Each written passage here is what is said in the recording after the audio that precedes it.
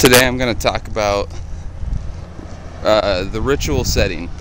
Now, the ritual setting has a couple of applications.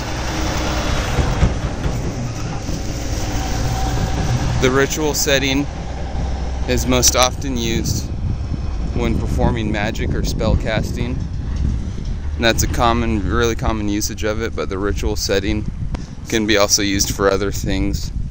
It can be used for divination, can be used for simply meditating. The ritual setting can also be utilized for celebrations or holidays. But basically the ritual setting is a magical tool, and so it can be used for a few different methods, or for a few different purposes. So in the ritual setting, it's usually what you think of like when you imagine a group of witches dancing around a fire, or when you imagine like a group of Satanists in black robes in some dark, dimly lit, dungeon or something like that. But the thing about the ritual setting is it can be whatever you want. I mean, you can set up your ritual setting however you want, but it's good to use these classic motifs of the witch in her cauldron or the Satanist in the black robe,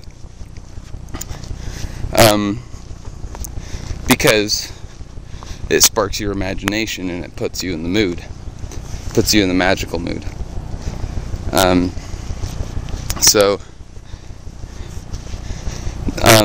There's a few different elements in the ritual setting.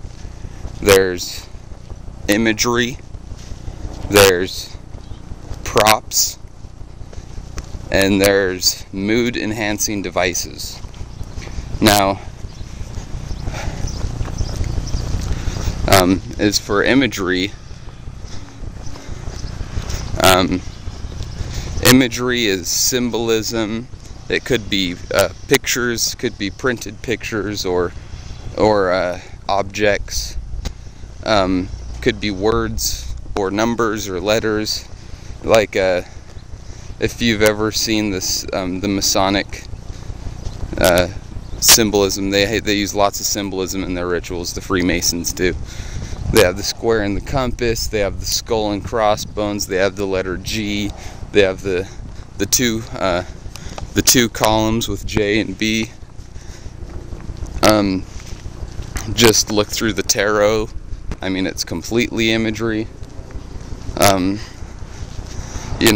But use it could be anything, but use something that's that has an emotional effect on you. It could even be you could use Christian imagery, Islamic imagery, Jewish imagery, Buddhist imagery. You can use imagery from any religion. You can use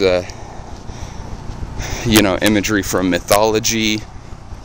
It could be pictures or objects or something that you place around you that through their imagery, through the images or words or letters or numbers,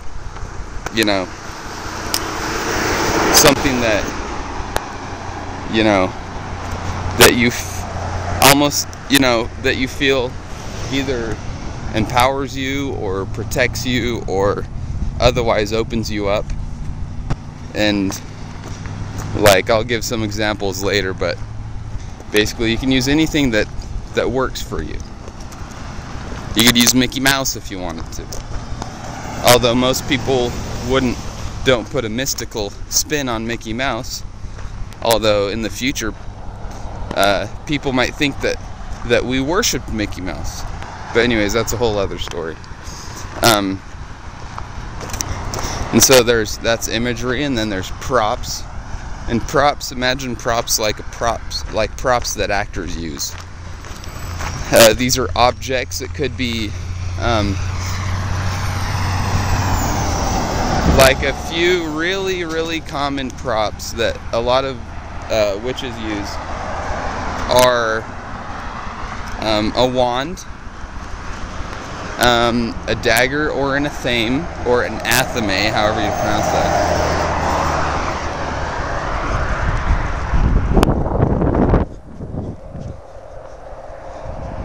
And then, so I said the wand and the dagger. Sorry, I had to run across the street. Also a cup or a pentacle. It could be a magical amulet. It could be like my little cross necklace here. Could be something that you wear. Could be clothing. Could be a certain robe or a certain dress or a certain suit or a certain set of clothes that you wear for ritual purposes. Could be a broom. These are objects that you take into the ritual, that you utilize during certain parts of the rituals.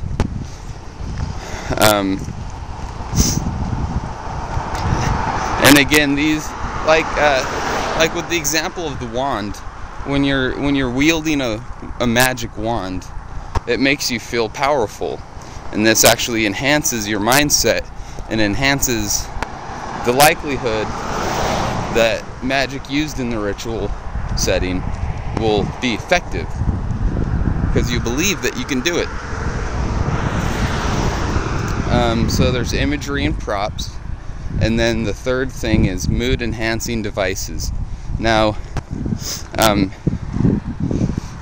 props play an active role. They're actually utilized during the ritual, but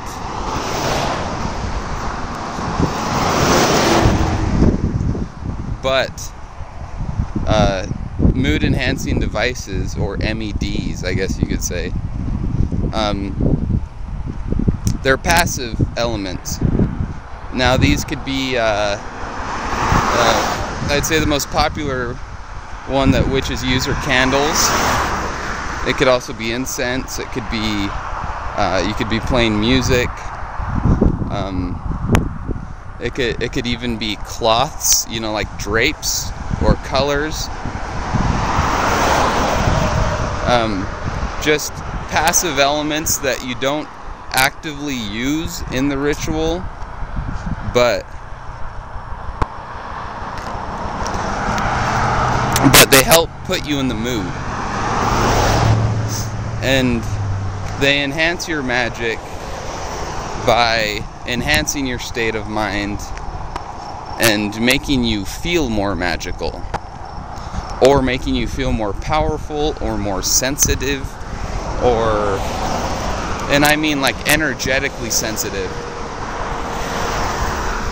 I'm talking about something that puts you in the mood, that helps you to be more sensitive. Some people burn sage,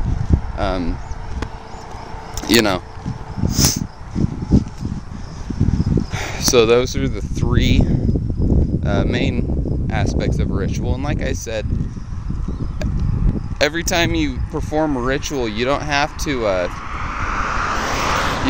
use magic.